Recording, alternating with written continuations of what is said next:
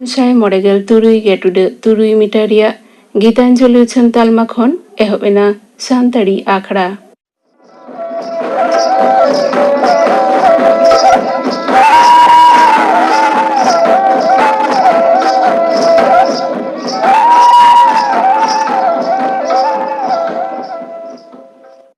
Etohob Redo Peanjuma Churamuni Murmua Sauten Kua Porob Siring Siring Redo Churamuni Murmu আর পানমুনি বাস্কে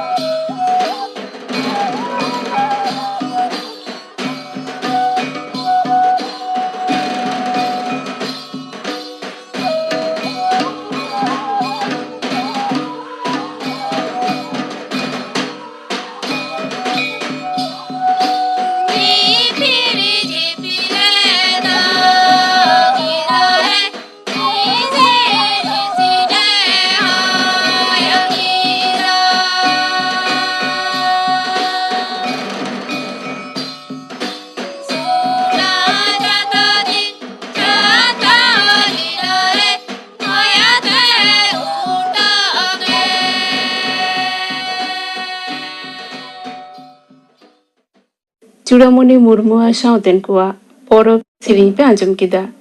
Siring Redo Kinta Hekana Churamuni Murmu আর পানমুনি বাস্কে নিতুক দো খবর आकाशवाणी कोलकाता खबर पढ़ाबेदेन सुकलाल हांसदा मारामंत्री मानता नरेंद्र मोदी दो गपा वाराणसी सांगारा सांगार हक्ते उनी दो एआई साय 4 कोटी टाका खरच काते तेयाराखान आयमा पांता कोरेना ए उडौ सगुना ओनाको मुद्रे वाराणसी हिंदू जगत बिरदागाड़ा हासपाताल रे 100 गोटांग बेड रेना हामाल हरमो आयो आर कटी गिद्रा को तिकिचा विभाग गोदालिया रे मल्टी लेवल पार्किंग लॉट गांगनई रेना सागाड़म उत्नव रे बोरो भेसेल चाचाला वाराणसी गाजीपुर सड़क रे उड़ाल पुल तैयार आर रुद्रकाश रे international cooperation and convention centre एमान मेना इना बेगर हो मानतान मारामंत्री दो 9 साय पेगेल ᱟᱨᱮ ᱠᱳᱴᱤ ᱴᱟᱠᱟ ᱨᱮᱱᱟᱜ ᱟᱨᱦᱚᱸ ᱛᱤᱱᱟᱹᱜ ᱜᱟᱱ ᱯᱟᱱᱛᱷᱟ ᱠᱚᱨᱮᱱᱟᱜ ᱵᱩᱱᱤᱭᱟᱹᱫ ᱫᱷᱤᱨᱤ ᱦᱚᱸᱭ ᱵᱤᱫ ᱥᱟᱹᱜᱩᱱᱟ। ᱚᱱᱟ ᱠᱚ ᱢᱩᱫᱽᱨᱮ ᱡᱚᱞ ᱡᱤᱵᱚᱱ ᱢᱤᱥᱚᱱ ᱯᱟᱱᱛᱷᱟ ᱟᱣᱛᱟᱨᱮ 142 ᱜᱚᱴᱟᱝ ᱯᱟᱱᱛᱷᱟ ᱩᱞ ᱟᱨ ᱟᱲᱟᱜ ᱥᱟᱠᱟᱢ ᱨᱟᱠᱷᱟ ᱫᱚᱦᱚ ᱠᱮᱱᱫᱨᱚ ᱮᱢᱟᱱ ᱢᱮᱱᱟᱜᱼᱟ ᱢᱮᱱᱛᱮ ᱵᱟᱰᱟᱭ ᱟᱠᱟᱱᱟ। दिसम जाकात रे दिनम रेना कोरोना आजार अनुचर लेखा दो नासेना बढ़ावा कना केंद्रीय हड़मो संहार मंत्रका बुलेटिन अनुसार पार्लामेंट बारगेल पुन टांग रे नवा काते आरहों पेगेल 96,862 हड़ कोरोना आजार को पड़ावा कना ओना अक्तो भितर रे 91,000 रुगी दोको बेस रुड़ा कना बेस रुड़ा कान को साइकड़ा हटिंग दो हुयुक कना 9,2 दिसम जाकात रे नितो एक्टिव रुगी को लेखा दो हुयुक कना 5,12,963 हड़ पार्लामेंट बारगेल पुन टांग रे आरहों 3,2 हड़ा जीवती इड़ियन खातिर ओना लेखा बढ़ाव काते 5,11,400 रे सेटर आकाना मुचाद नाम खबर दबी दिसम जाकात रे लेखा गुट 5,9,63,69,959 हड़ कोरोना टीका को हताव आकादा पार्लामेंट बारगेल पुन टांग रेगे 5,9,14,000 खनो ढेर हड़ टीका को हताव आकादा नोते पश्चिम बांगला पनत दिनम कोरोना आजार अनुचर लेखा दो नासेना कम आकाना पनत हड़मो संहार दप्तरा बुलेटिन अनुसार पार्लामेंट बारगेल पुन टांग रे नवा काते आरहों 9,696 हड़ कोरोना आजार को पड़ाव आकाना ओना अक्तो भितर को बेस रुड़ आकाना 1,196 हड़ बेस रुड़ कान को साइकड़ा हटिंग दो बढ़ाव काते हुई आकाना 9,9,2 पनत रे नितो एक्टिव रुगी को लेखा दो हुयुक काना 15,161 हड़ होलागे 2,12,2,000 हड़ टीका एम हुई आकाना झोतो कोते पनत रे टीका हताव कात को लेखा हुयुक काना 2,59,02,961 हड़ केंद्रीय सरकार आवतारे मेना नदिया जिला मोहनपुर रेना विधान चंद्र चासबास जेगेत बिरदागारे मिद साथे 9 गोटांग पांथा हेसाए ᱧᱟᱢ ᱟᱠᱟᱫᱟ ओना लगिते 2,9 कोटी टाका बाखरा काना ओना पांथा को तलाते आयमा लेकाना कमी साथे काजू बादाम चास रे आदिवासी तिरला को ट्रेनिंग एम रेना व्यवस्था मेना मेनते जेगेत बिरदागारिनी उपाचार्य मानतान विकास चंद्र सिन्हाय लय आकादा पनत सागारम टोटा दिगा मंदारमणि और बांखान ताजपुर एमान करे दाड़ान चलाव लेनखान नितो दो टीका हताव रेना सर्टिफिकेट ताहेन लगतिया ओना बांग ताहेन खान RT-PCR नेगेटिव रिपोर्ट ताहेन दो निहत गे लगतिया मेनते पूर्व मेदिनीपुर जिला शासन तरी पाटा कान होला नो मिद नोटिस जारी आकाना होटल समारे ओना नोटिस आकाका लगित ते हो हुकुम आकाना तोंगे जुलाई चांदो रेना दारायकान बारगेल 12 माहित हिलो पश्चिम बांगला पनत हायर सेकेंडरी मेनेग उच्च माध्यमिक बिनिट अर्ज उछन सदर मेनते उच्च माध्यमिक शिक्षा संसद पाटा खन लय आकाना डाक्तरी पढ़ाव रे भर्ती लगी नेसा नेट बिनिट दो बांग्ला इंग्रेजी हिंदी घालो गेलपे गोटांग परसिते आतांगोआ निया धागे पुइलु पंजाबी और मलयाली परसिते ओना बिनिट आतांगोआ दारायकान 12 सेप्टेम्बर माहित हिलो ओना बिनिट दो आतांगोआ मेनते केंद्रीय सरकारिनी नवा सेचेद दफ्तर मंत्री मंतान धर्मेंद्र प्रधाने लय आकादा होला खन NTA वेबसाइट तलाते आरदास साकाम जमा एमक कमी एतहब आकाना जथात सही कोविड अरी मानाव बाताव काते दिसम जाकात रेना 169 गोटांग शहर ओना बिनिट दो आतांग आमेनते हो मानतान मंत्री दो लय तोरा आकादा आकाशवाणी कोलकाता रेना बांग्ला खबर विभाग दो चुक्ति तलाते लगती अनुसार खबर पढ़ाव साथे तर्जमा वार्ता संपादक सांबादिक ब्रॉडकास्ट असिस्टेंट वेबसाइट एडिटर हुंदरे लगिते कोलकाता और आड़ेपासे एलेकारिन ठेन खन आरदास साकामे खोज आकादा स्पीड पोस्ट तलाते दारायकान 2 जुलाई भितर आरदास साकाम दो सेटरमा मेनते आकाशवाणी कोलकाता केंद्र खन लय आकाना आरदास साकाम और ओड़े ओड़पात बाडाय लगित तो वेबसाइट www.prosarbharati.gov.in/pb vacancies और बांखान www.newsonair.gov.in रे वैकेंसी सेक्शन नेलपे केंद्रीय सरकारी कर्मचारी को डीए मेनेक महार्ग भाता दो दारायकान जुलाई चांदो रेना पुइलु माहित हिलो खन बढ़ावा केंद्रीय मंत्री माटेरा हेसाय लेकाते ओना डीए दो साइकड़ा 11 हटिंग खन बढ़ाव काते 2 हटिंग हुयुआ पेंशन को नामेद को ओना बढ़ाव डीए दो को नामा मेनते तेई नवा दिल्ली रे केंद्रीय तथ्य और उच्चन दप्तर मंत्री मानतान अनुराग ठाकुरे लय आकादा दरबार मेनेक संसद जपुत खेप दुपुड़ुब मांग केंद्रीय सरकार दो दारायकान सिंगे माहा मेनेक रविवार हिलो जतम राज्यारी दल को आते मिद दुपुड़ुब होहो आकादा ओना दुपुड़ुब रे दरबार रेना बानार कांदारे कमी को ठीक सही हुयुग लगिते राज्यारी दल को ठेन गड़ो सपद खोजोआ निया धावा जपुत खेप दुपुड़ुब दो दारायकान 18 जुलाई खन 15 आगस्ट धाबी तोंगे ताहेना मेनते बाडाय आकाना तेहेना खबर पढ़ा दो नोडेगे मुचाद एना आखड़ा दो उछनक कना आकाशवाणी कोलकाता रेना गीतांजलि उछन तालमा खन नितो दो पे आंजमा अर्जुन सोरेना साउतेन कोआ लागरे सेरिन रे दो मेना किना अर्जुन सोरेन और लालू मुर्मू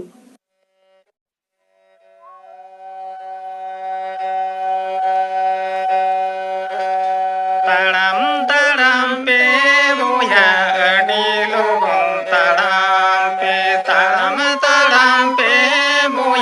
अडी लोगों तड़ामे आदिवासी लोगों ते तड़ाम तड़ामे आदिवासी लोगों ते तड़ाम तड़ामे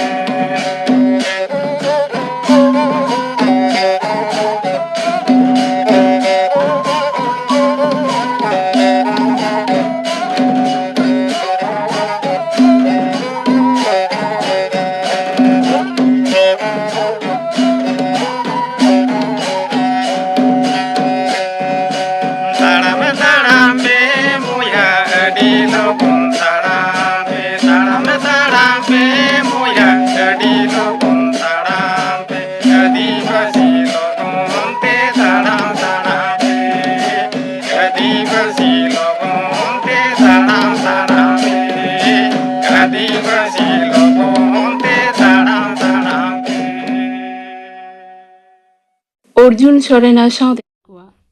लागड़े सेरिंग पे आंजम किदा सेरिंग रेदो किन ताहे कना अर्जुन सोरेन और लालू मुर्मू नितो दो आंजम ताबन पे तेहेन दिनी पेड़ा नोआ हिसरे दुर्गाचरण सोरेन साउ कुपुली रपोर कुकली रेदो मेनाया राबन बास्के तेहिं रेन पेड़ा हिसरे तेहिं दोले नेवता आकादिया मानोतान दुर्गाचरण सोरेन दो मिटांग आतोरनी पारानिक बाबा कनाय सोरेन गमके आलाई पाटा खन सानताड़ी अकड़ा पाटा खन माजे हार जोहार दुर्गाचरण बाबू आमा आतो दिसम दो ओकारे कना जिला दो पुरुलिया थाना दो हुड़ पोस्ट ऑफिस दो कोलाबनी आतो दो पिड़रे रंगाडी तीन ओड़ा हर हपना आयते दो सिकेर एलाका ओना दो तीन राशि आतो कना मोड़े Goten Tola Hena रकादा Marang Riya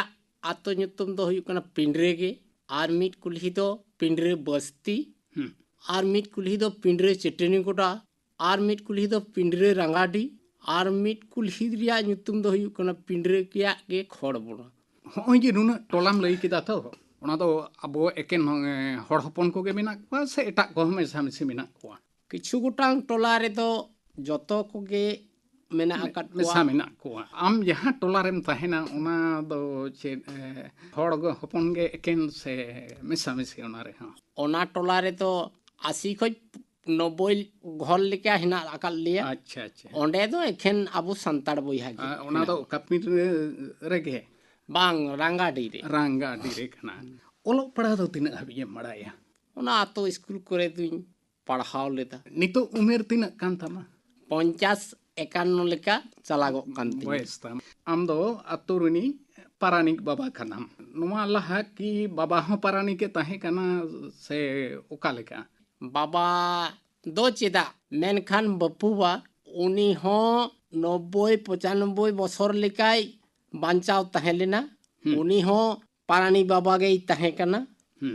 baba bunga tala kate to ado ini to do parani peda lekate tuñ kami horai ᱠᱟᱹᱢᱤᱭᱮᱫᱟ ᱯᱟᱨᱟᱱᱤᱠ ᱦᱩᱫᱟᱹ ᱡᱟᱦᱟᱸ ᱵᱚᱝᱥᱚ ᱨᱮᱱᱟᱜ ᱯᱟᱴᱟ ᱞᱮᱠᱟ ᱛᱮᱜᱮ ᱦᱤᱡᱩᱜᱼᱟ ᱥᱮ ᱟᱛᱳ ᱦᱚᱲ ᱠᱚ ᱵᱟᱪᱷᱟᱣ ᱠᱚᱣᱟ ᱪᱮᱫ ᱞᱮᱠᱟ ᱠᱚ ᱮᱛᱚᱦᱚᱵ ᱟᱠᱟᱫᱟ ᱱᱚᱣᱟ ᱫᱚ ᱥᱩᱴᱤᱠ ᱵᱟᱹᱧ ᱢᱮᱱ ᱦᱚᱪᱚ ᱫᱟᱲᱮᱭᱟᱜ ᱠᱟᱱᱟ ᱛᱚᱵᱮ ᱤᱱᱟᱹ ᱮᱞᱟᱠᱟ ᱠᱚᱨᱮ ᱡᱟᱦᱟᱸ ᱧᱮᱞᱚᱜᱚᱜ ᱥᱮᱫᱟᱭ ᱦᱟᱯᱲᱟᱢ ᱠᱚᱨᱮ ᱪᱮ ᱢᱟᱹᱡᱷᱤ ᱠᱚᱣᱟᱜ ᱦᱚᱸ ᱢᱤᱫᱴᱟᱝ ᱢᱟᱹᱡᱷᱤ ᱢᱟᱹᱱ ᱞᱮᱠᱟ ᱠᱚ ᱮᱢᱟ ᱠᱚᱱ ᱛᱟᱦᱮᱸ ᱠᱟᱱᱟ ᱥᱮ ᱪᱮᱛᱟ ᱜᱚᱰᱮᱛ ᱠᱚᱦᱚᱸ ᱢᱤᱫ ᱜᱚᱰᱮᱛ ᱢᱟᱹᱱ ko ᱚᱱᱮ ᱚᱱᱠᱟ ᱞᱮᱠᱟᱛᱮ ᱩᱱᱠᱩ ᱫᱚ ᱚᱱᱟ ko ᱠᱟᱹᱢᱤ ᱨᱮᱫᱚ ᱩᱱᱠᱩ ᱠᱚᱜᱮ ᱡᱚᱯᱲᱟᱣ ᱠᱚ ᱛᱟᱦᱮᱱ ᱠᱟᱱᱟ ᱯᱟᱨᱟᱱᱤᱠ ᱦᱚᱸ ᱚᱱᱠᱟ ᱞᱮᱠᱟ ᱛᱮᱜᱮ ᱚᱱᱠᱟ ᱞᱮᱠᱟ ᱛᱮᱜᱮ 9 ᱜᱚᱴᱟᱝ ᱴᱚᱞᱟ ᱨᱮ ᱡᱷᱚᱛᱚ ᱚᱱᱠᱟ ᱢᱟᱹᱡᱷᱤ ᱜᱚᱰᱮᱛ ᱠᱚ ᱢᱮᱱᱟᱜ ᱠᱚᱣᱟ ᱥᱮ ᱴᱟᱝᱜᱮ ᱠᱟᱱᱟ ᱠᱚ ᱱᱩᱠᱩ ᱢᱟᱹᱡᱷᱤ ᱜᱚᱰᱮᱛ ᱯᱟᱨᱟᱱᱤᱠ ko ᱱᱩᱠᱩ ᱠᱚᱫᱚ 9 ᱜᱚᱴᱟᱝ ᱴᱚᱞᱟ ᱨᱮᱱ ᱫᱚ ᱟᱴᱷᱟ ᱢᱩᱴᱷᱟᱹ ᱨᱮᱫᱚ उनकिन मित मांझी मित नायकी मित परानी गे मित गोडेत गे उनको गे पूजे पसारे तो बाहा सोहराय रे जतो उनको बिहे बापला से एटा जहाना जुदी हाना टोला रे उनकाना हुयुक कान ओंडे की नेल लगिन उनकान आलादा हड़ को हेना कोवा से आपे गे जतो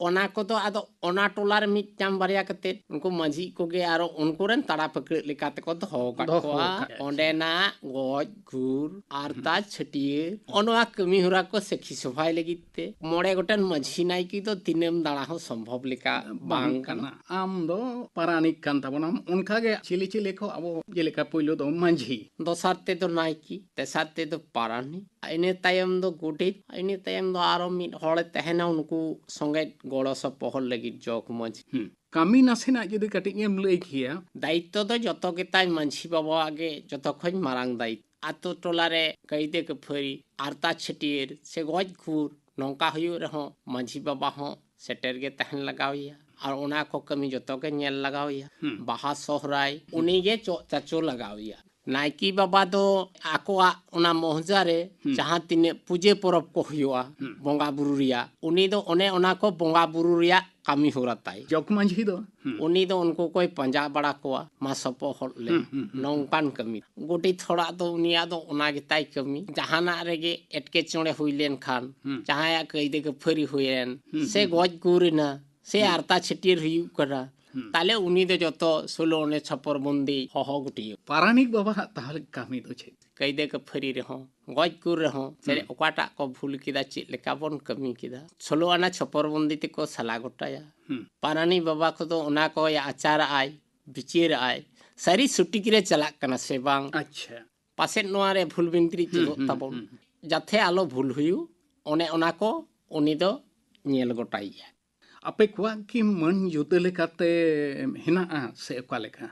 किछु कुआ दो मेना आना किछु कुआ दो बनु आना आले ओंडे लेकाते दो चिदा ओना गोटा सिकेर लेका के कथा रे तो मेना गया जुदी ओ थसारे बनुआ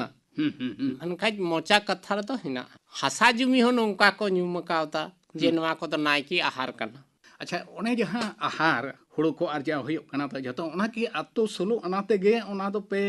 नाहेल को पे सीते पे चासा से आज एकला गे ओना दो चासा ओना दो नोंका लेका आज के चासा आज के ईरा आज के अर्जावा ओना रिया अर्जन दो बाहा जे हिलो बन एहबिदा नायकी बाबा ठे जखन आयु बेड़ा कुड़ी गिदरे को कोड़ा गिदरे को उनको जे पेड़ा को बोंगा को बोन डाकाव को ओने उन घड़ी ओंडे एने सिरिंज को आदो उनी उनको को ओनारे जम न्यू बड़ा अचो को अच्छा तो सार हिलो हो उनका के थोड़ा गान दो ताहेना जेमन जाहेर बुटरे नायकी बाबाय चलावना बोंगा आतो रेन छपर बंदी कोड़ा गिद्रे कुड़ी गिद्रे ओंडे खन एने सिरिंज सिरिंज ते को हेजना नायकी बाबा रचाते बाहा एने ते बाहा सिरिंज ते ओंडे हेज कते उनका के आबुआ जहां संताड़ अरिचली रे हिना तबोना हांडी ओत कोरे दुल बड़ा कते व्यवहार नोंका कते माने जालेका कते गे उनी दो ओना को दोसार हिलो हो ओना बाबत तेगे कुलेवा नायके आहार रेना जहां गे आर्या कना ओना दो उनका लेखा कते नायके बाबा ए खरचा खरचा मांझी बाबा दो ताहले मांझी बाबा हो ठीक उनका लेका की सोहराय रे मांझी अखड़ा रे डांटा को तोना कुड़ी डांटा कोड़ा डांटा ओंडे कुड़ी कोड़ा जत्तो सांग सेरु को होड़ा को सिबुड़ अगुया चागाड़ अगुया जागाड़ना अगुया को बंदी कते मांझी बाबा को आकावया डांटा दोन तायम हांडी को न्यूया खजेड़ी ताबेन को होय एमा को जतो गे एमा को मांझी बाबा उनको कुड़ी कोड़ा को तो ताहले गोडेत बाबा दो का लेखा हेना आदो उनी गोडेत बाबा दो ओना रिया दो नौका कान तया उनिया दो नेल कते आय कते बुझोगो जे उनिया दो अडी बाणती लिका कमी हिन कमी तो खन बढ़ती तया मारांग तया नोते जहां गुजु गुरु रहो हो आरता छटियर रहो हो तो कई जे खपुर रे बिह बापला रहो हो हैं ओना खातिर ते उनी दो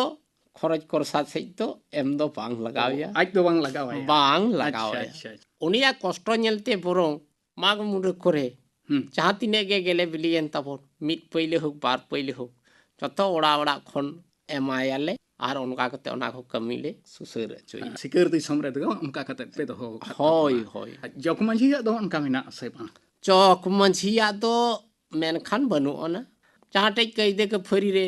जहां तिने आर जाव को बिरजे को होय ना को हटिंग बखरा दो उनी दो बारिया का ये जोड़ो दो नाम इथि आमा ताहले मन दो का लेका इने मन दो बनु का के मेन गानो से ओना पुरसी करे हो बांग अंजम कना आर सोहराय मुचित करे को सिरिंज टोलेया का लेका ओड़ा ओड़ा गातोए को हांडी को न्यूया आर को सिरिंज तो का मंझी को तो मरीच राशि और गुडित को तो गुडू रसे और पारानी को तो पालवा रसे आतो बांधो ओना करे हो चिंते हुईवा ताले आले आतो बनु तेगे पालवा रसे होय जी नुन मारंग आतो कांता पेया तो एनी सिरिंज को तो नितो ओका लेका मेना सेदाय लेकाते तो दमे रस्के सला बाहर हो सोहराय रे हो उनका गे डांटा सार हो डांटा आयो डांटा बाबा डांटा जत्तो गे कुल्ही ते हो सोहराय एनेज को हो बापला बिहर हो दोंग एनेज को तमे जपड़ाव नितो बांग गे मेन गानो आम जखन नवा अंगीभार पारानिक बाबा रेना एम हाथाव लेदा उन दो पहिलो से दोता हिकना उनका के जाक जमक सही नेल दु नेल तियो लेदा जहां इन लहा करे खज को चलावे तहना होय और इन ताहे करे खय तो चिदा ओना लहा नो खय जे वा को दो बई बईते सुड़ हेज केरा सुड़ हेज एखना अतो करेन मुखिया कना पे तो आपे सनाम कोगे ए चिके लेका ते चिदा नवा असुड़ो कना ओना को बखरा तो पे हुदिस बुंदी सखान खान दिस हुदिस रे नोंकाले मेन बड़ाया बांधो नुना गान मनवी बन संगेयनते एने सिरिंग को चाबाइना नोआ रस्के रमो चाबाइना और बांधो अबु मनवी को हिसे लिएते और बांधो खतीर दिसम रिया होय भारतते जानिक खान बुझो कना दिसम रिया होय भारतते के नोआ को तो आसुड़ कान लेका इके हुइदा मोड़े गोटांग टोला खान तपिया तो मीन होते आपे माझी गोटे तो नुको कोआ देलाते जहाना येरगे आतो जकात रेन हड़ को जतो गे को दड़ सुर को दोआ से ओना रे हो नेलो कना मोड़े गोटांग ओड़ा रेन दो बाको हिजु कना किछु को हिजु कना ओना जुमिन ओका लेखा पे एके हुइदा आपे पाहिल लिका दो मिट आड़ांग लिखान गे गोटा रेन जतो को निर सुरुआ जतो दुख रिया कथा को उहिरा नितो लेकाते तो ओना को हो नेलगो करा पांग को निर गुटिया बांग को अंजम गुटिया बांग को मनाव को बांग को गुडे को मंझी पारानी दुकरिया कथा तो निये के होनम दिसैदा मंझी पारानी गोडेत नायके को होनवा अरु फेराव आपे की माग मुड़रे उनकाना जहां पे गलमरावा गया से ओका लेका कते नवा दो पे बचाव कोआ माग मुड़रे तो मिथा जतो सोलो ना छपर बंदियते गापाल मराव गे हुआ माहो अकय को तो मारे हटा ᱚᱠᱚᱭ ᱠᱚᱫᱚ ᱱᱟᱣᱟ ᱦᱟᱴᱟᱜ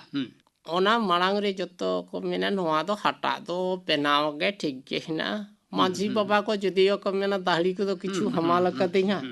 ᱫᱟᱦᱲᱤ ᱠᱚᱫᱚᱧ ᱵᱚᱫᱚᱞ ᱠᱮᱭᱟ ᱟᱫᱚ ᱡᱚᱛᱚ ᱠᱚᱜᱮ ᱠᱚ ᱦᱮᱸ ᱩᱥᱟᱹᱨᱟᱜᱼᱟ ᱡᱮ ᱵᱟᱝ ᱢᱟ ᱚᱱᱟ ᱢᱟᱨᱮ ᱵᱟᱝᱜᱮ ᱦᱟᱢᱟᱞ ᱠᱟᱛᱮᱫ ᱦᱚᱸ ᱟᱨ ᱢᱟ ᱚᱱᱟ ᱦᱟᱴᱟᱜ ᱠᱚᱜᱮ ᱵᱚᱱ ᱵᱮᱵᱚᱦᱟᱨᱟ ᱟᱫᱚ ᱢᱟᱛᱚᱨ ᱫᱚ ᱯᱩᱡᱟᱹ ᱯᱟᱥᱟ ᱦᱚᱸ ᱵᱚᱱᱫᱚ ᱞᱮᱠᱟᱜᱮ ᱵᱚᱱᱫᱚ ᱤᱫᱤ ᱠᱟᱱᱟ ᱦᱳᱭ ᱢᱮᱱᱠᱷᱟन ᱮᱱᱛᱮ ᱨᱮᱦᱚᱸ ᱟᱵᱚᱣᱟᱜ ᱥᱚᱢᱟᱡᱽ ᱨᱮᱱᱟᱜ ᱡᱟᱦᱟᱸ ᱠᱚ ᱠᱟᱹᱢᱤ ᱢᱮᱱᱟᱜᱼᱟ ᱡᱟᱦᱟᱸ ᱫᱚ ᱵᱤᱦᱟᱹ ᱵᱟᱯᱞᱟ ᱜᱚᱡ ᱜᱩᱨ ᱵᱷᱟᱸᱰᱟᱱ ᱱᱚᱣᱟ ᱠᱚᱫᱚ ᱱᱩᱠᱩ ᱢᱟᱹᱡᱷᱤ ᱜᱚᱰᱮᱛ ᱥᱮ ᱱᱩᱠᱩ ᱵᱮᱜᱚᱨ ᱫᱚ ᱡᱟᱦᱟᱱᱟᱜ ᱞᱮᱠᱟᱛᱮᱫᱚ ᱚᱦᱚ ᱜᱮᱛᱚ ᱠᱚ ᱠᱟᱹᱢᱤ ᱫᱟᱲᱮᱭᱟ ᱛᱟᱵᱚᱱᱟ ᱯᱟᱨᱟᱱᱤᱠ ᱵᱟᱵᱟ ᱟᱢᱮᱢ ᱞᱟᱹᱭ ᱠᱮᱫᱟ ᱮᱱᱮᱡ ᱥᱮᱨᱮᱧ ᱦᱚᱸ ᱵᱟᱹᱭ ᱵᱟᱹᱭᱛᱮ ᱟᱥᱚᱲᱤᱫᱤᱜ ᱠᱟᱱᱟ ᱟᱵᱚᱣᱟᱜ ᱥᱮᱨᱣᱟ ᱨᱮᱱᱟᱜ ᱡᱟᱦᱟᱸ ᱢᱟᱹᱡᱷᱤ ᱠᱚ ᱜᱚᱰᱮᱛ ᱠᱚ ᱢᱟᱹᱱ ᱮᱢ ᱨᱮᱱᱟᱜ ᱠᱟᱛᱷᱟ ᱡᱟᱦᱟᱸ ᱯᱟᱹᱦᱤᱞ ᱚᱠᱟ ᱞᱮᱠᱟ ᱛᱟᱦᱮᱸ ᱠᱟᱱᱟ ᱚᱱᱠᱟ ᱫᱚ ᱵᱟᱝ ᱦᱩᱭᱩᱜ ᱠᱟᱱ ᱞᱮᱠᱟ ᱟᱢᱮᱢ ᱫᱤᱥᱟᱹᱭᱮᱫᱟ ᱟᱫᱚ ᱦᱚᱸᱜᱼᱚ ᱱᱚᱣᱟ ᱠᱚᱫᱚ ᱚᱠᱟ ᱞᱮᱠᱟ ᱠᱟᱛᱮᱫ ᱵᱚᱱ ᱥᱟᱢᱴᱟᱣᱟ ᱟᱵᱚ ᱡᱚᱛᱚ ᱢᱟᱹᱱᱢᱤ ᱠᱚ ᱚᱱᱟ ᱠᱚ ᱩᱭᱦᱟᱹᱨ ᱞᱟᱜᱟᱣ ᱵᱚᱱᱟ ᱡᱟᱦᱟᱸᱭ ᱦᱚᱭ ᱢᱟᱹᱱᱢᱤ ᱵᱟᱭ ᱩᱭᱦᱟᱹᱨᱟ ᱛᱟᱦᱞᱮ ᱠᱷᱟᱡ ᱱᱚᱣᱟ ᱠᱚᱫᱚ ᱵᱟᱝᱵᱚᱱ ᱥᱟᱢᱴᱟᱣ ᱫᱟᱲᱮᱭᱟᱜᱼᱟ ᱱᱟᱯᱟᱭ ᱛᱮᱵᱚᱱ ᱪᱟᱪᱳ ᱠᱮᱴᱮᱡ ᱨᱮᱭᱟᱜ ᱵᱚᱱ ᱪᱮᱥᱴᱟᱭᱟ ᱯᱟᱨᱟᱱᱤᱠ ᱦᱤᱥᱟᱹᱵ ᱛᱮ ᱟᱢᱟᱜ ᱩᱭᱦᱟᱹᱨ ᱵᱷᱟᱵᱽᱱᱟ ᱥᱮ ᱫᱤᱥ ᱦᱩᱫᱤᱥ ᱤᱧᱟᱹᱜ ᱢᱚᱱᱮ ᱨᱮᱫᱚᱧ ᱢᱮᱱ ᱦᱚᱪᱚᱭᱮᱫᱟ ᱡᱟᱹᱱᱤᱡ ᱠᱷᱟᱱ ᱡᱚᱛᱚ ᱢᱟᱹᱱᱢᱤ ᱠᱚ ᱴᱷᱤᱠ ᱵᱚᱱ ᱵᱩᱡᱽ ᱞᱮᱠᱷᱟᱡ ᱜᱮ ᱱᱚᱣᱟ ᱜᱟᱰᱟ ᱫᱚ ᱟᱲᱮᱜᱼᱟ ᱟᱨ ᱢᱤᱫ ᱦᱚᱲ ᱛᱮᱫᱚ ᱜᱟᱰᱟ ᱟᱲᱮ ᱫᱚ ᱥᱚᱢᱵᱷᱚᱵ ᱦᱚᱸ ᱵᱟᱝ ᱠᱟᱱᱟ ᱟᱵᱚᱣᱟᱜ ᱥᱚᱢᱟᱡᱽ ᱥᱮ ᱥᱟᱶᱛᱟ ᱵᱟᱠᱷᱨᱟ ᱛᱮᱠᱚ ᱩᱭᱦᱟᱹᱨ ᱵᱷᱟᱵᱽᱱᱟᱭᱮᱫ ᱛᱟᱵᱚᱱᱟ ᱱᱩᱠᱩ ko ᱛᱮᱦᱮᱧ ᱟᱢ ᱡᱟᱦᱟᱸ ᱫᱤᱥ ᱦᱩᱫᱤᱥ ᱠᱚᱢ ᱮᱢ ᱠᱮᱫᱟ ᱱᱚᱣᱟ ᱠᱚ ᱵᱟᱠᱷᱨᱟᱛᱮ ᱟᱨᱦᱚᱸ ᱩᱭᱦᱟᱹᱨ ᱵᱷᱟᱵᱽᱱᱟ ᱨᱮᱭᱟᱜ ᱞᱟᱹᱠᱛᱤ ᱦᱮᱱᱟᱜ ᱛᱟᱠᱚᱣᱟ ᱥᱚᱨᱮᱱ ᱜᱚᱢᱠᱮ ᱟᱞᱮ ᱯᱟᱦᱴᱟ ᱠᱷᱚᱱ ᱥᱟᱱᱛᱟᱲᱤ ᱟᱠᱷᱲᱟ ᱯᱟᱦᱴᱟ ᱠᱷᱚᱱ ᱟᱨᱦᱚᱸ ᱫᱚᱲᱦᱟᱛᱮ ᱥᱟᱨᱦᱟᱣ ᱥᱟᱶᱛᱮ ᱢᱟ ᱡᱚᱦᱟᱨ ᱜᱮ ᱛᱮᱦᱮᱧ ᱨᱤᱱᱤᱡ ᱯᱮᱲᱟ ᱱᱚᱣᱟ ᱦᱤᱸᱥ ᱨᱮ ᱟᱸᱡᱚᱢ ᱠᱮᱫ ᱛᱟᱵᱚᱱᱟ ᱯᱮ ᱫᱩᱨᱜᱟᱪᱚᱨᱚᱱ ᱥᱚᱨᱮᱱ ᱥᱟᱶ ᱠᱩᱠᱞᱤ ᱨᱚᱯᱚᱲ ᱠᱩᱠᱞᱤ ᱨᱮᱫᱚ ᱛᱟᱦᱮᱸ ᱠᱟᱱᱟᱭ ᱨᱟᱵᱚᱱ ᱵᱟᱥᱠᱮ कोविड-19 से कोरोना वायरस साव जपड़ाव निये को कथा निहत गेबन मानाव बतावमा लाक्ति बेगर ओड़ा खन आलोबन उडुगोग मा मु मोचा मास्क आर बांखान जहाना फारचा लुगड़ी तेबन एसेदोग मा सोशल डिस्टेंसिंग बो तियार मा बेस्टिक ती साबन तेबांग फारचा काते मु मोचा मेदहारे ती आलोबन इदीमा सैनिटाइजार बन व्यवहार मा ओड़ा रे बाले गिद्रे आर पुरुधुल को आदि जतन तेबन दहकमा बतर दोबां सन्तर ताहे काते हर चिंघावना तालाते नवा भाइरास दुनिया खनबन लागा गिदी दाड़ेया तेहेᱧᱟᱜ ᱥᱟᱱᱛᱟᱲᱤ ᱟᱠᱷᱲᱟ ᱢᱩᱪᱟᱹᱫ ᱢᱟᱲᱟᱝ ᱟᱸᱡᱚᱢ ᱜᱚᱫ ᱛᱟᱯᱮᱜᱤᱧ ᱜᱟᱯᱟᱱᱟᱜ ᱟᱠᱷᱲᱟ ᱠᱟᱹᱢᱤᱦᱚᱨᱟ ᱜᱟᱯᱟᱱᱟᱜ ᱥᱟᱱᱛᱟᱲᱤ ᱟᱠᱷᱲᱟ ᱨᱮᱫᱚ ᱯᱮ ᱟᱸᱡᱚᱢᱟ ᱡᱚᱭᱚᱱᱛᱤ ᱢᱩᱨᱢᱩᱣᱟᱜ ᱥᱟᱶᱛᱮᱱ ᱠᱚᱣᱟᱜ ᱥᱮᱨᱮᱧ ᱥᱩᱱᱤᱞ ᱠᱩᱢᱟᱨ ᱥᱚᱨᱮᱱᱟᱜ ᱥᱮᱨᱮᱧ ᱥᱩᱵᱳধ ᱪᱚᱱদ্র ᱥᱚᱨᱮᱱᱟᱜ ᱥᱟᱶᱛᱮᱱ ᱠᱚᱣᱟᱜ ᱥᱮᱨᱮᱧ ᱵᱮᱜᱚᱨ ᱟᱨ ᱯᱮ ᱟᱸᱡᱚᱢᱟ ᱧᱩᱢᱟᱱ ᱚᱱᱚᱲᱦᱤᱭᱟᱹ ᱜᱳᱨᱟᱪᱟᱸᱫ ᱴᱩᱰᱩ ᱵᱟᱵᱚᱫ ᱛᱮ ᱛᱷᱩᱛᱤᱭᱟᱭ ᱥᱩধীর কুমার মিত্র ᱟᱸᱡᱚᱢ ᱠᱮᱫ ᱛᱟᱵᱚᱱᱟ ᱯᱮ ᱜᱟᱯᱟᱱᱟᱜ ᱟᱠᱷᱲᱟ ᱠᱟᱹᱢᱤᱦᱚᱨᱟ ᱱᱚᱣᱟ ᱥᱟᱶ ᱛᱮᱜᱮ ᱛᱮᱦᱮᱧᱟᱜ ᱥᱟᱱᱛᱟᱲᱤ ᱟᱠᱷᱲᱟ ᱫᱚ ᱱᱚᱰᱮ ᱜᱮ ᱢᱩᱪᱟᱹᱫ ᱮᱱᱟ